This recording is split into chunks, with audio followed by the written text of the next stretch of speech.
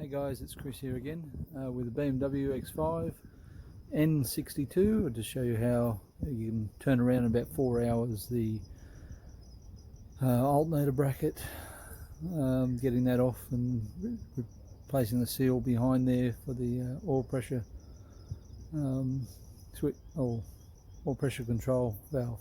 Anyway, let's do it. So once you've got the intake off,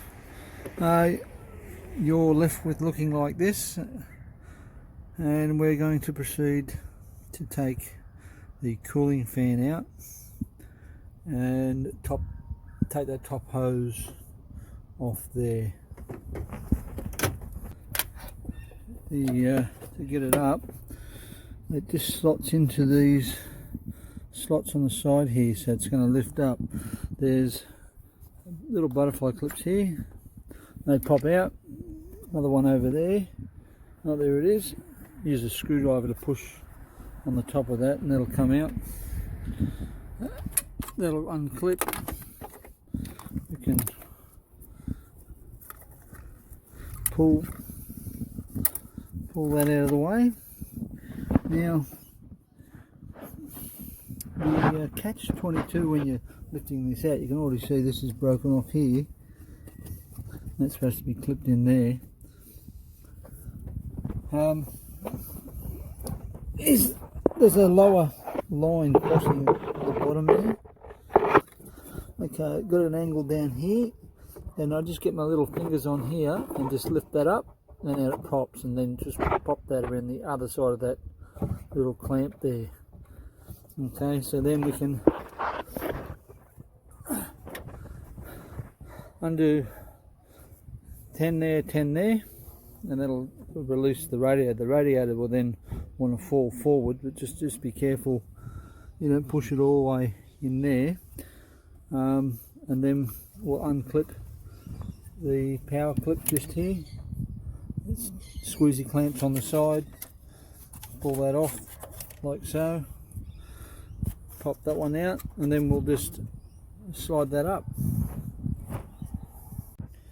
Important, what we're going to do to get this fan out is we're just going to take off this top hose, because when this comes up there's a few tabs and have you what, and they crash into here, and you don't want to put any pressure on here. It's just a little plastic spout and it will break, and then you're going to be up the creek.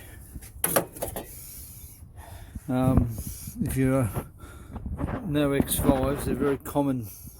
The most hottest part of the cooling system is this whole top hose section. You can see I'll put another midsection in there at one point.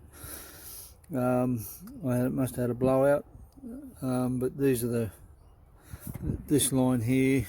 It's all one unit. You can buy them and replace them quite regularly on the X5s. So we're just going to pop this off here. And to do that, we're going to use a flathead screwdriver just to lever up the little pin there. Okay, you just get the pin, screwdriver under that, and just clip it up. It'll sit up like that. Now when you're taking these things off, it's very important not to yank up and down on the hose. The rubber seal that's in there will be stuck to the radiator. So we've got that popped back, and we're just going to set that back out of the way there, and that just gives us the clearance now to drag up the cooling fan. Now we remove the drive belt.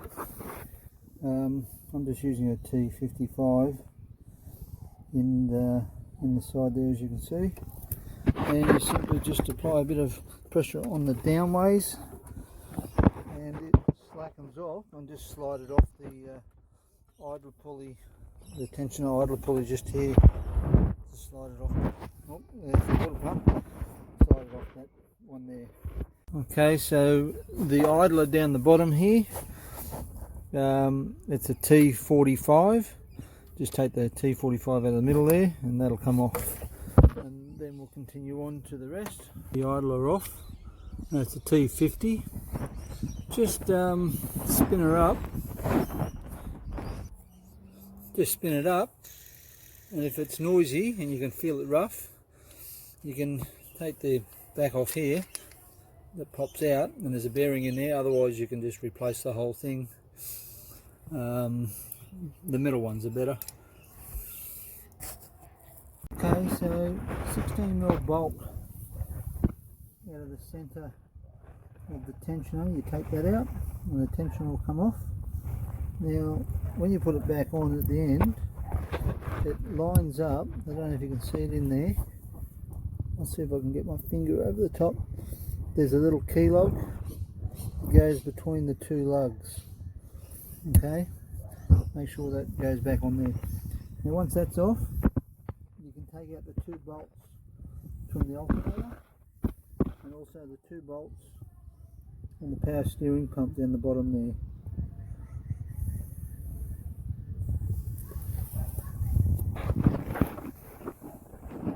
Okay, so I've just got the tray off.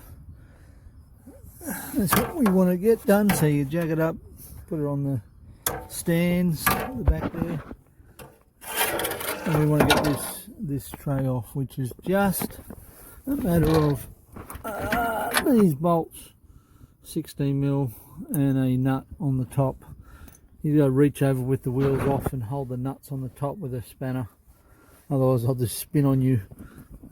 Two are holding in through the back sway bar, another two on that back sway bar mount, and then here and here, and then we've got a plastic tray which I've unclipped across the front, just opening all of this up so we can get a good look in. Okay, so what we're going to do, as you can see what I've done here, I've just taken out the lower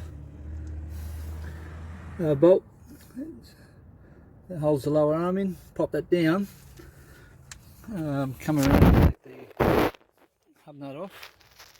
Okay, take your hub nut off, and then sometimes a little gentle tap, but you'll be able to then pull backwards like that and drop the end of the shaft out. Once that's out, you can see what I've done here. I've got it sitting probably about that far back. You can pull it back a bit more. You can see the slides back there. Now the trick to do this, because this is separate from this, you don't want to pull the shaft. So what you've got to do is get on underneath there on the back side, and these little indentations, using a big chisel and a hammer, hold the pressure against it and give it a whack whack, and they'll pop out. On the other side, we don't need to take the shaft out of the diff, nor any of the joints. All we do is turn the steering wheel on each side that we're working on.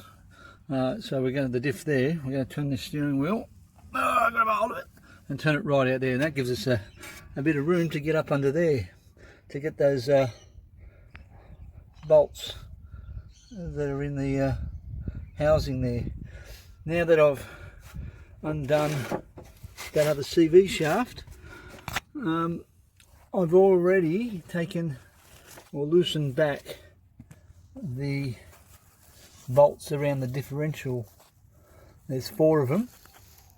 That's one up there, one down there, which is just sitting just on the K-frame, and you got one up high up at the back over there, and one down, I don't know if you can see down there, down the bottom there. You just want to loosen those all the way back, but you don't have to take them out, because all we're going to do is just slide the differential back about 50 to 60 mil, basically to the, you know, the last threads of those bolts, the diff bolts, so everything stays in there, and that gives us then enough room to get onto that bolt there. I can get a spanner in there and spin that all the way out quite easy.